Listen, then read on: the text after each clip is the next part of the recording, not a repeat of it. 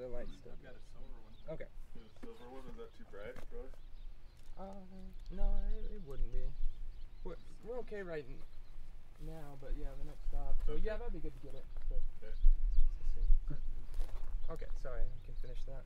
So this is the Elkhorn Saloon. When we excavated it, we found a lot of evidence. We found a broken die for gambling. We found what he was serving with food. We also found a lot of little tokens shaped like tomahawks and horseshoes, and I didn't know what they were, little metallic tokens with prongs on them.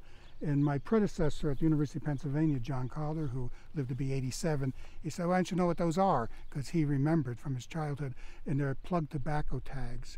So they're brands like Coca-Cola is now in a horseshoe brand, and you would press them into the big bars of plug tobacco, which then were cut up in the saloons and in the stores by a special knife and served to people. So we have a lot of those from the saloon.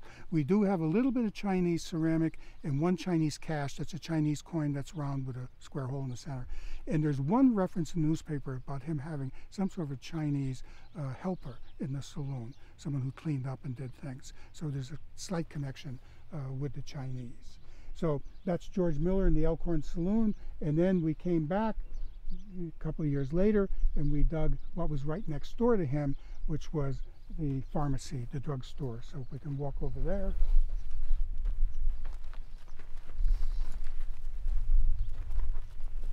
In fact, I think we'll walk to the back because what's visible back here is the building that was right behind the drugstore and which was owned by the drugstore because it has very nice pronounced foundations.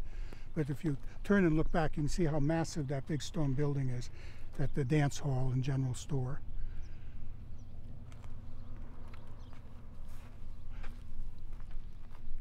And we did dig a little test right up to the side of that wall to see if there was an alley. And there was a tiny little alley between the buildings.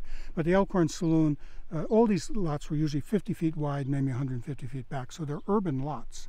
This was, again, a very urbanized cosmopolitan center. Let's go back.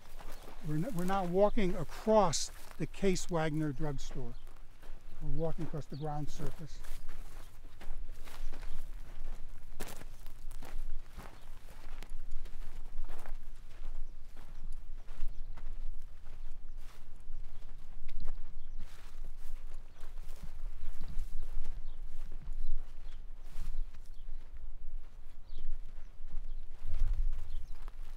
This is the front door.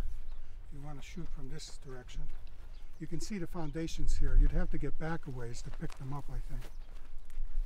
Can you see the outline of the foundations? Run up there and all over there and all.